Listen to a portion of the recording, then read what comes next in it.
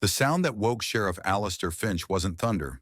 It was something older, a whisper buried beneath the damp soil of Oakhaven, Washington.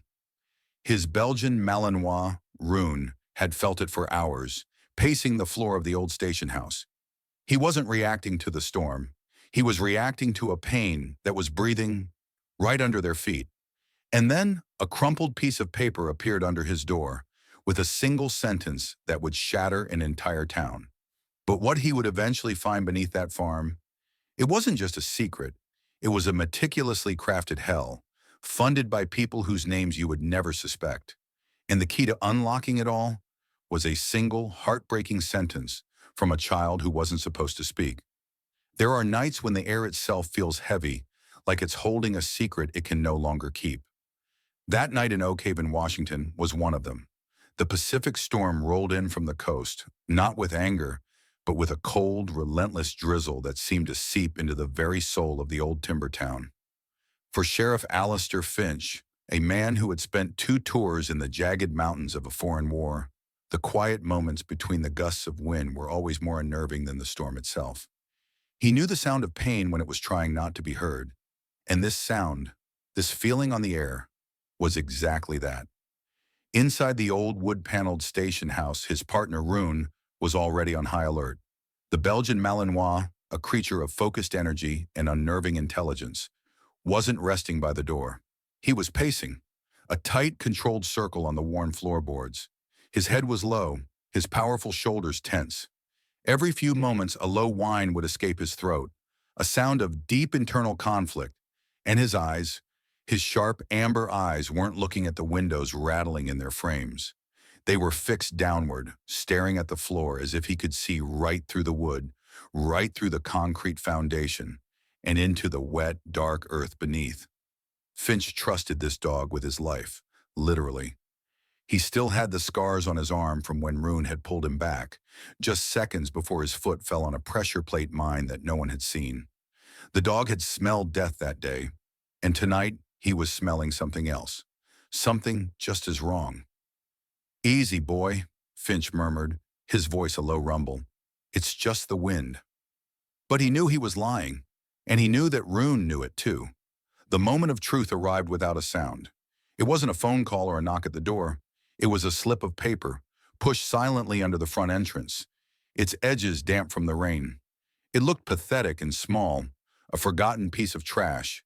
But when Finch picked it up with his calloused fingers, he felt a jolt, a cold static that had nothing to do with the weather. The paper was cheap, torn from a child's notebook. It was wrinkled as if a small, nervous hand had squeezed it tight for hours before letting it go. On it, written in the shaky, uncertain pencil strokes of a young child, were just 7 words. "The children still sing beneath her floor." No signature, no address. Just that one chilling sentence. Finch read it once, then twice. He looked from the note in his hand to his dog, who had stopped pacing and was now sitting, staring directly at him. In that instant, everything clicked into place. Rune's agitation, the heavy feeling in the air, the whisper that wasn't the wind. It was all connected to this, to a song no one was supposed to hear, coming from a place no one was supposed to look. In that quiet, rain-soaked moment, the world didn't just shift for Alistair Finch, it fractured. He was no longer just the sheriff of a sleepy town. He was the sole audience to a silent scream, a secret so terrible it had to be smuggled out on a scrap of paper by a child. That is the moment a protector's world narrows to a single point of focus. It's the chilling realization that behind the calm, smiling face of everyday life, a completely different reality can be unfolding, hidden in plain sight. The deepest truths are rarely found in the light. They are found in the shadows that the light creates. And that quiet whisper carried on the wind was about to lead him directly to the doorstep of the town's most beloved and trusted angel. Have you ever had a powerful gut feeling that something was deeply wrong, even when everyone and everything around you seemed perfectly normal? Tell us about that feeling in the comments below. Every small town has a saint, a person who seems to exist on a slightly higher plane, weaving a tapestry of kindness that becomes the town's very identity. In Oakhaven, that person was Isabella Croft. She was the owner and heart of Havenwood Farm, a sprawling organic sanctuary on the edge of town that doubled as a private refuge for children who had nowhere else to go. The community didn't call her Isabella. They called her Mother Isabella. She was the picture of gentle grace, with her silver hair always pinned in an elegant bun and a collection of cashmere shawls that seemed to match every season. She moved through the town like a benevolent queen. Her farm wasn't just a home for lost children. It was the vibrant, beating heart of Oakhaven. It was Isabella who organized the farmers' market that funded the high school's new library. It was her donations that bought new uniforms for the local baseball team, the Oakhaven Loggers. And every Christmas, the gates to Havenwood Farm swung open, its white fences decorated with lights, welcoming anyone who was lonely or hungry for a warm meal and a place by the fire. People said the children there, surrounded by fields of lavender and the scent of fresh-baked bread, were the luckiest children in the world. They were saved. But Sheriff Finch didn't believe in saints. His time in the service had taught him a brutal lesson. The most meticulously constructed facades often hide the most unstable foundations. He had watched from the edges of those town festivals, seen the adoring faces, heard the endless praise for Mother Isabella. And he saw a performance, a flawless, perfectly executed performance. That's what bothered him. It was too clean, too perfect.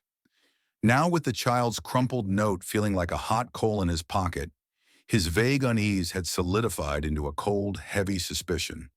He was wrestling with an impossible weight. If he was wrong, he would be vilifying the town's most cherished figure, a woman who was, for all intents and purposes, untouchable. He would become a pariah.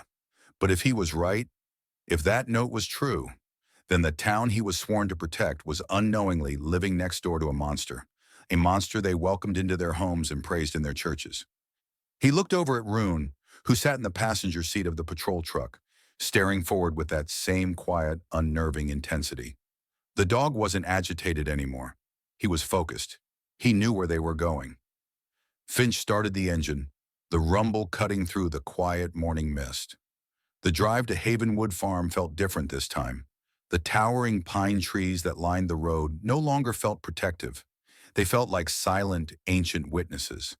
As he pulled up to the pristine white gates, he saw her. Isabella Croft was standing there, tending to her rose bushes, a picture of tranquil domesticity. She looked up as his truck approached, and a warm, welcoming smile instantly graced her lips. "Sheriff Finch," she called out, her voice as sweet and comforting as a summer breeze. "What a pleasant surprise." But her eyes didn't smile. They were sharp, analytical, and they held a flicker of something that looked less like surprise and more like calculation. That was the first real battle. Not a battle of words or weapons, but a battle of perception versus reality, fought in the space of a single glance at the entrance to a place everyone else called paradise. The most convincing masks are not worn to deceive enemies, but to earn the unwavering trust of friends. Because true character is not revealed in the grand, public gestures of charity, but in the small, unguarded moments when no one is supposed to be watching. And now Finch was watching, and his gut, along with the unwavering instinct of his dog, told him that this idyllic performance was about to have its first crack. What do you think about the saying, "The most perfect-seeming people often have the most to hide"? Do you believe that's true in life? Let us know your thoughts. The first visit wasn't an accusation. It was framed as a courtesy call about the recent storm, a routine check-in. But a dog's nose doesn't understand courtesy. It only understands the truth.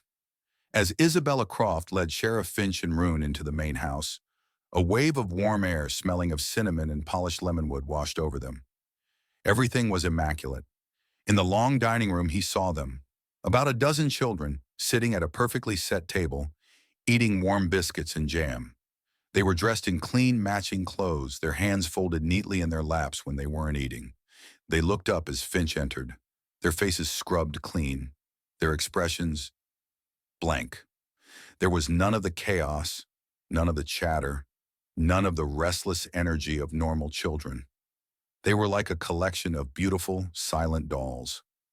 It was the most unsettling thing he had ever seen. Finch's eyes scanned Isabella. She wore a pristine cream-colored sweater and a pearl necklace. Perfect. But then he saw it.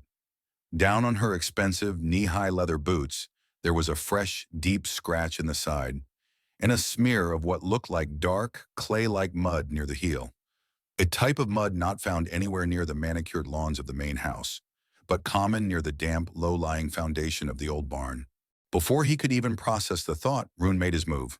The dog completely ignored the children, ignored the offered biscuit from Isabella, and walked with unshakable purpose past the dining room, through the kitchen, and straight to the back door that led towards the old cedar barn. He stood at the door, whining softly, a clear and urgent signal. Isabella's smile tightened just a fraction. He seems to love the outdoors. He's a working dog, Finch replied, his voice even. He goes where his nose tells him to go. Let's take a look at that barn. The air shifted. The warmth of the hostess evaporated, replaced by a cool, defensive shield. Oh, I wouldn't, she said quickly, her voice a little too bright.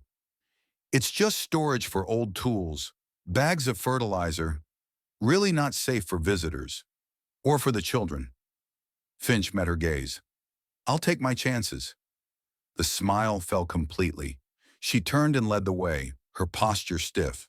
The moment they stepped inside the barn, the air grew still and heavy, smelling of hay and something else, something metallic and old. Rune didn't hesitate. He trotted past old tractors and stacks of firewood, straight to a section of the floor near the far wall. He began to paw at a specific set of floorboards, sniffing frantically, then looked back at Finch and let out a single sharp bark that echoed in the silence. Finch walked over and tapped the spot with the toe of his boot. The sound was unmistakable. Hollow. He looked directly at Isabella. You use the basement under here much? Her face was a mask of polite confusion, but her eyes were cold as ice. We don't have one, she said. The words were flat, final. A door slamming shut. It was the lie. The first clear, undeniable lie. Finch pushed on the boards, but there was no obvious latch, no hinges. Just old wood and dust. Still, as he turned to leave, he saw Rune give one last look back at that spot, a look of profound, frustrated knowing. That's the most dangerous moment for a liar. Not when they are discovered, but the moment just after they've told a lie they think has worked. It's the moment they believe they are safe, when in reality they have just handed their opponent the very first stone to bring their entire fortress crashing down. Because even when a crime is perfectly hidden, the truth has a weight. It creates hollow spaces. It leaves a scent. And though Finch left Havenwood Farm that day with nothing but a gut feeling and a lie, he didn't know that the proof he needed was already on its way, carried in the pocket of a little girl with ink-black hair. Tell us about a time you knew, with absolute certainty, that someone was lying to you, even if you couldn't prove it right away. What was the giveaway? Sleep did not come for Sheriff Finch that night. The word echoed in the silence of his small house. No. A single, flat denial that felt louder and more damning than any confession. He had the gut feeling. He had the dog. But he had no proof. He replayed the scene in the barn over and over, the hollow sound of his boot on the floorboards, the coldness in Isabella Croft's eyes. He was missing a piece, a key that could turn his suspicion into action.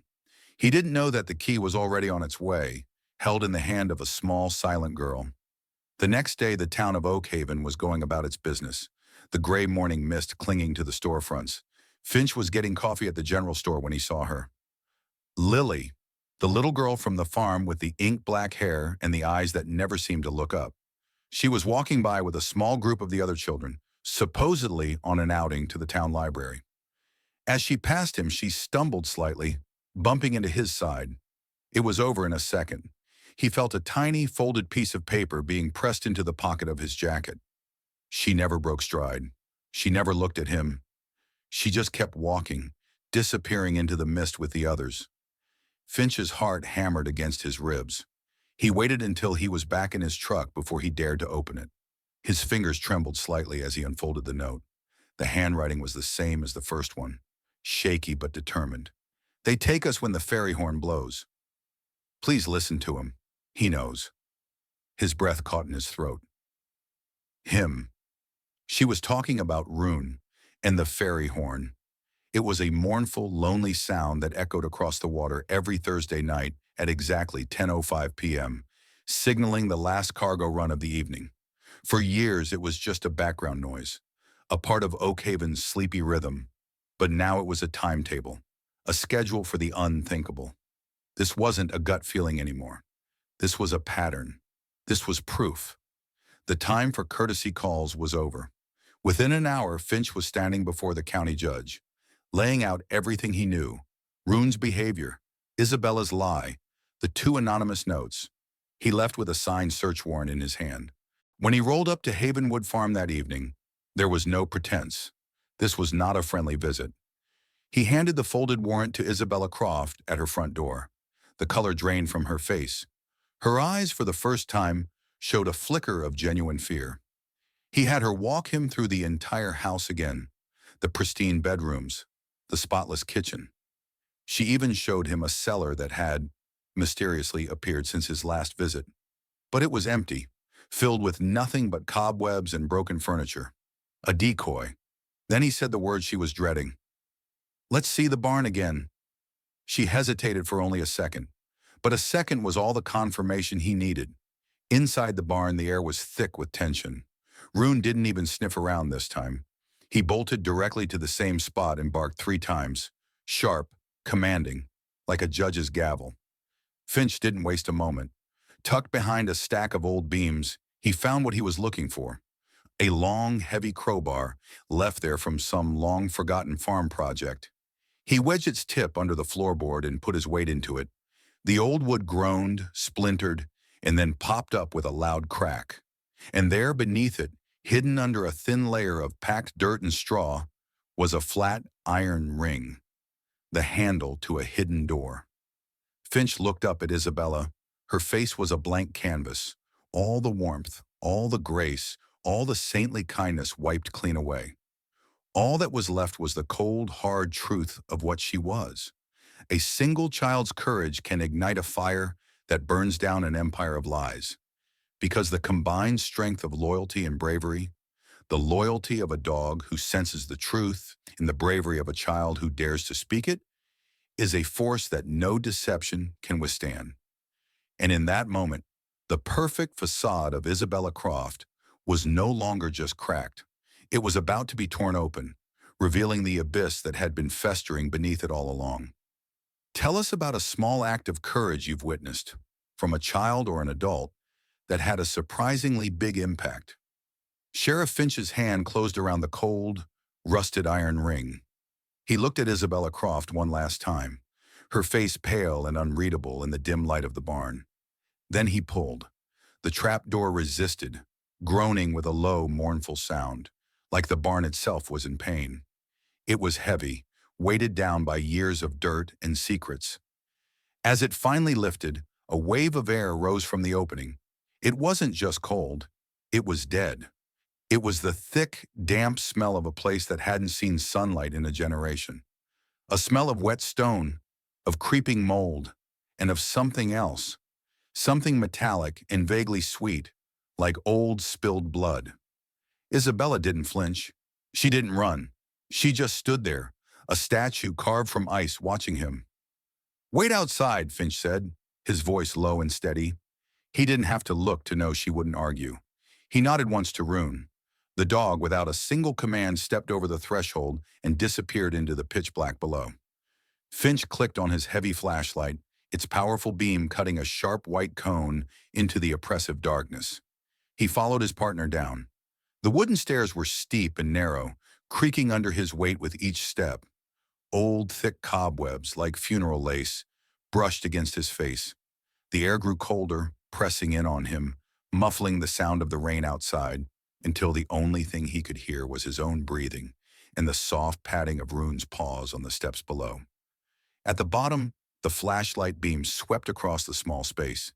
It was a crude room, maybe the size of a large closet, with jagged stone walls and a floor of packed earth. In one corner, a few empty wooden crates were stacked, and in the center of the room, there was a single, terrifying object. A simple wooden chair, its legs bolted directly into the ground. Hanging from the wall just beside it were two lengths of heavy, rusted chain. They were still now, but it was impossible not to imagine them when they weren't. Rune didn't bark. He didn't growl. His grief and anger were too deep for that. He walked slowly, deliberately to the far wall of the tiny chamber, a place shrouded in the deepest shadow. He stopped, lifted his head, and looked back at Finch, a clear and urgent signal. Finch followed, sweeping the beam of light along the damp stone. And that's when he saw it. It wasn't dramatic. It wasn't fresh. It was a dull, brownish-red smear against the gray stone, almost lost in the shadows. But he knew exactly what it was: old blood. A permanent stain left behind by unspeakable suffering. A fury, colder and harder than the stone walls around him, rose in his chest. It wasn't a hot, reckless anger. It was a focused, glacial rage. He took a long, steadying breath, the foul air filling his lungs. He had found it. He had found the truth behind the whisper. When he climbed back up the stairs, his boots heavy with a new kind of knowledge, the barn was empty. Isabella Croft was gone. She had vanished into the rainy night, leaving him alone with the open wound in her floor. You can bury a secret under layers of wood and earth and time, but you can never erase the physical scars it leaves behind. Because evil is not a ghost. It is a tangible force. It leaves stains. It breaks things. And it always, always leaves proof of its passing for those who are brave enough to look. He thought in that moment that he had finally found the heart of the darkness. He was wrong. He had only found the first of its many hidden rooms. Sheriff Finch stood in the empty barn, the cold rain starting to blow in through the open doors. Isabella Croft was gone, a ghost who had dissolved into the stormy Washington night. He pulled out his radio, his voice a low, hard command that cut through the static. Within 20 minutes, Havenwood Farm was no longer a sanctuary. It was a major crime scene, flooded with the flashing red and blue lights of every available officer in the county. The manhunt for Isabella was officially on. But as deputies fanned out to search the sprawling property and set up roadblocks on the county line, Finch's attention was pulled back to the main house. He had found the secret, but his gut told him it wasn't the whole story. Inside, the house showed all the signs of a hasty escape. Drawers were pulled open, a closet door hung ajar, a single muddy boot was left near the front door. It seemed empty, cleared out. But Rune, once again, knew better. The dog wasn't interested in the scent of the fugitive leading out the door. He was fixated on something inside. He led Finch past the pristine living room, past the dining room of silent ghosts, and into the large pantry off the kitchen. He stopped at a blank section of the wall, a space lined with empty shelves. He began to whine, that same low, urgent sound from before, and pawed at the wooden wall panels. Finch ran his hand along the wall. It looked solid. He knocked. Nothing, but he trusted the dog. "Get me that crowbar again," he called to his deputy. He wedged the tip into a barely visible seam between two panels and pried. The wood groaned and then split with a sickening crack. Behind it was not insulation and wiring. It was darkness. A dark, cramped space that smelled of sweat and despair. Finch shone his light inside, and the light found them. 3 small children, huddled together in the dark. They were filthy, their faces streaked with grime, their clothes little more than rags. One little girl, no older than 7, looked up at him. Her eyes were huge in her small, thin face. There was a dark bruise on her temple and one of her front teeth was missing. But she didn't cry. None of them did. They had been taught that tears were a liability. They just stared, their silence a testament to a horror Finch could barely comprehend. The next hour was a blur of controlled chaos. Paramedics wrapped the children in warm blankets. Social workers spoke to them in soft, gentle voices. The town pastor arrived, his face crumbling in disbelief and horror when he saw the children being carried out. "My God, Alistair," he whispered, his voice cracking. "That little one. I baptized her myself last year." Finch didn't answer. He couldn't. Because deep in his gut, he knew it still wasn't over. He and his deputy went back to the barn, back down into the cold stone room with the chair and the chains.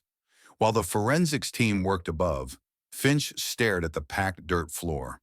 It just didn't feel right. On a hunch, he began to dig at the ground near the far wall. His fingers hit something hard. Not stone. Wood. They cleared the dirt away, revealing another hatch, a crude wooden door sealed shut with heavy iron nails. Together, they pried it open.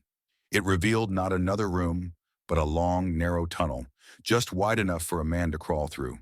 And along that dark, suffocating tunnel, they found 7 more children, huddled in small, carved-out alcoves. Alive, but just barely, their bodies weak from malnutrition and a lack of sunlight. The true nature of evil is not its chaos or its passion. It is its meticulous, patient, and systematic cruelty. It builds its prisons one secret at a time, hiding them behind walls of kindness and beneath floors of lies. But even when trapped in the deepest darkness, the human spirit holds a spark, a tiny, resilient light that refuses to be completely extinguished. As they brought the last child out into the rainy morning light, a new, colder question began to form. This wasn't just a prison, it was too elaborate. The real question wasn't just how this happened, but why. The question hung in the cold, rainy air over Havenwood Farm, more chilling than any ghost story. Why? Why the elaborate tunnels? Why the systematic cruelty? This wasn't just imprisonment. This was something else, something colder. The answer would come from the FBI. An agent from the Seattle field office arrived, a sharp, no-nonsense woman named Eva Rostova. She walked through the crime scene with a practiced eye, her face a mask of grim professionalism. But even she was not prepared for what Rune would find next. Back in the main barn, past the now open trap door, Rune began sniffing at a different corner, one that looked perfectly normal. He whined, pawing at a section of the floor where the wood looked newer, less weathered than the rest. Agent Rostova knelt. "These boards were replaced," she stated, running a gloved hand over them. "Recently." At her signal, 2 agents brought in a heavy pry bar. The new wood popped up with a clean crunch, exposing not dirt, but metal. It was a third trap door, smaller than the first but modern, heavy, and bolted shut with a thick iron latch. This wasn't a forgotten root cellar. This was designed. This was an entrance. Rune let out a low growl, a sound of profound grief, as if he already knew what lay on the other side. When they unlatched the door and pulled it back, a cold, sterile breath rose from below. It didn't smell like mold and earth. It smelled like chemicals, like antiseptic and something faintly sweet, like formaldehyde. A narrow steel spiral staircase descended into a pitch blackness that seemed to swallow the light from their flashlights. "I'll go first," Finch said, his hand resting on the grip of his pistol. The descent was slow, the clang of their boots on the metal stairs echoing in the tight space. The air grew colder, drier. At the bottom, the tunnel opened into a room that stole the breath from their lungs. It wasn't a dungeon, it was a laboratory. The walls were still old stone, but they were lined with stainless steel tables and crude wooden shelves. On the tables were medical instruments, restraints, and syringes, and on the shelves were the jars. Dozens of glass jars filled with a yellowish, preserving fluid. Inside some, small bones floated suspended in the liquid. Others held tissue samples, meticulously labeled. And in a few, the most horrifying of all, were things that were undeniably human. Tiny, pale hands, eyes that stared out from the cloudy fluid, frozen in a look of permanent surprise. Agent Rostova covered her mouth, her professional composure finally breaking. Finch's deputy had to turn away, gagging. This wasn't a prison. This was a butcher shop. On one of the steel tables lay a leather-bound journal, a logbook. Finch opened it, his hands steady despite the rage coursing through him. The handwriting inside was tight, precise, and clinical. Subject L, age 9. High tolerance for sedatives. Muscle fiber shows exceptional resilience. Subject JR, age 11. Experienced respiratory failure after test 4. Specimen harvested. Subject KL, no family records. Transferred from Dr. Kane's primary facility for advanced trials.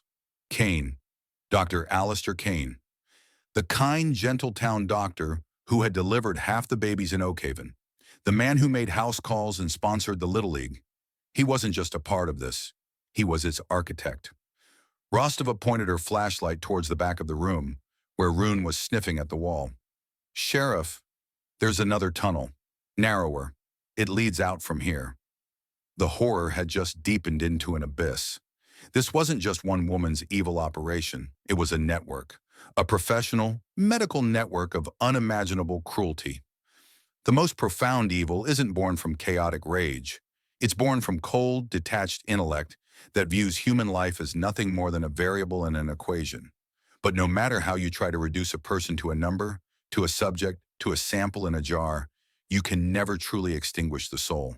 And in another one of Dr. Kane's files, left behind in the chaos, they found a full name: Louisa Aguilar. Lily. The log indicated she was still being held for a buyer. She was still out there. The hunt for Isabella Croft was now a desperate race to find Dr. Kane before he could erase his final piece of living evidence. The hunt for Isabella Croft was now a desperate, frantic race to find Dr. Alistair Kane. He was the key. He knew where Lily was. Finch, Rostova, and a tactical team descended on Dr. Kane's colonial-style house just 2 miles from town. The house stood under the shadow of the tall pines, pristine and quiet. Too quiet. The front gate was wide open. They found the front door unlocked. The house was empty, but it wasn't abandoned. It was scrubbed clean, almost sterile. Kane was a meticulous man, even in his escape. But in the small shed out back where he met his private patients, they found his arrogance. On a clean metal tray lay a single syringe, a vial of sedative, and a note taped neatly to the wall. It read, "Some knowledge requires a final sacrifice. The ferry waits for no man." It was a taunt, a final piece of misdirection. While Agent Rostova dispatched a team to the ferry terminal, Finch couldn't shake a sickening feeling. It felt too easy, too clean. He wouldn't just leave her, he muttered. She's evidence. He turned to his partner. Rune, find her. Find Lily. The dog didn't need to be told twice. He bypassed the house, the shed, everything. He ran, nose to the ground, through the manicured lawn and into the dark, tangled woods behind the property. Finch and 2 agents followed, their flashlights cutting through the thick brush. Rune led them to a collapsed, overgrown structure almost completely consumed by ivy and earth.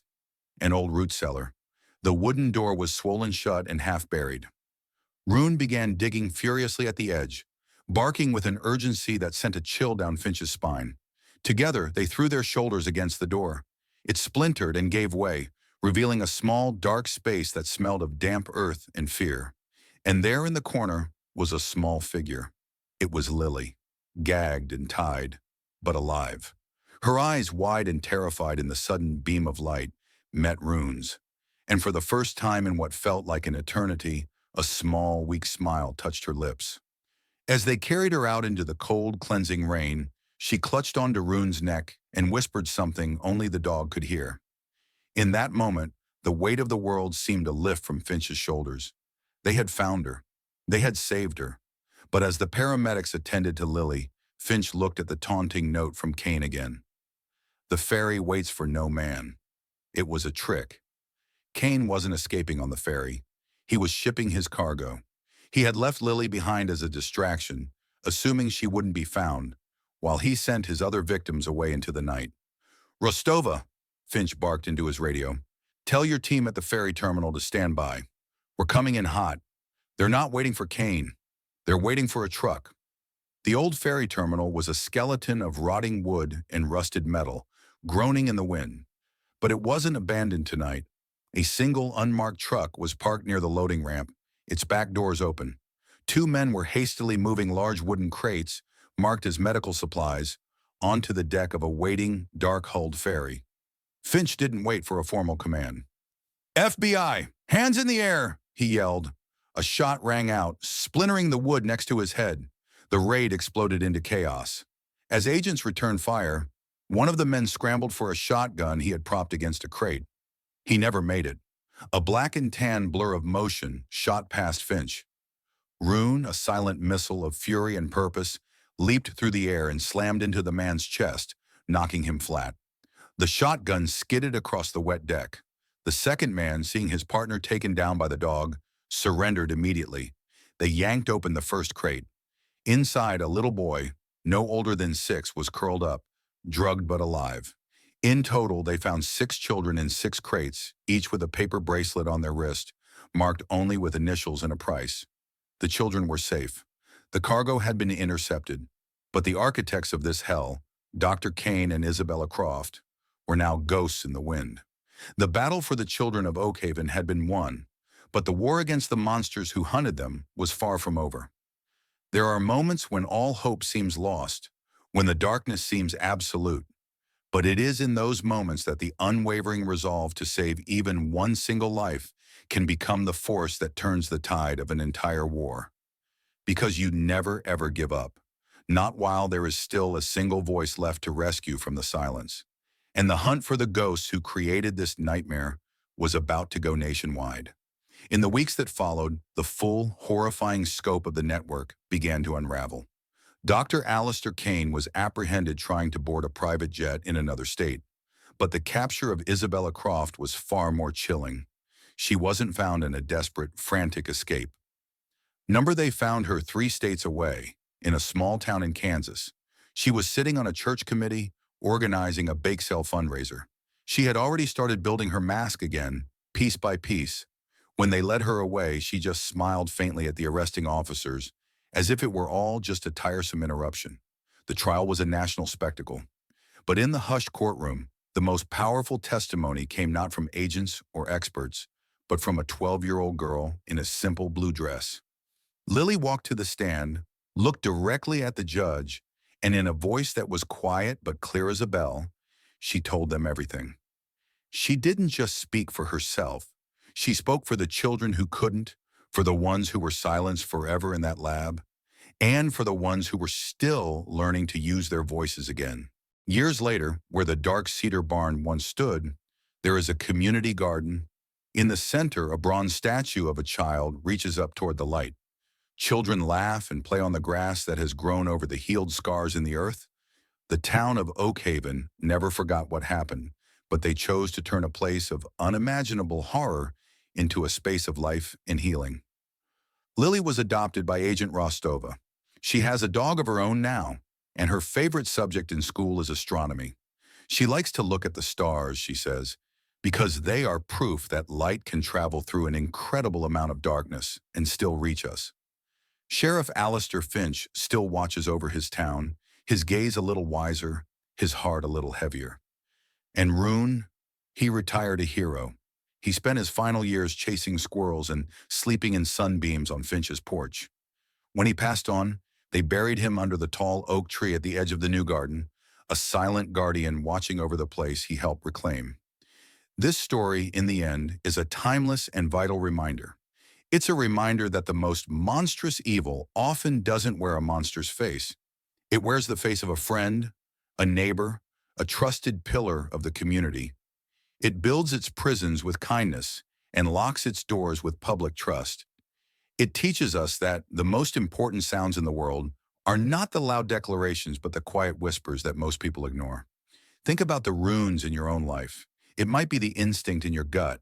It might be the odd comment from a child. It might be the unusual behavior of a beloved pet. These are the whispers of the truth.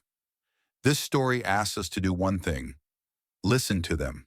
If this story has moved you, please help us spread its message by sharing it with someone you know. The conversation doesn't have to end here. Let me know in the comments below, what is the one lesson you will take away from the courage of Lily and the loyalty of Rune? Every like and every new subscriber to this channel helps ensure that more stories of heroes who fight in the shadows get to see the light. Thank you for listening.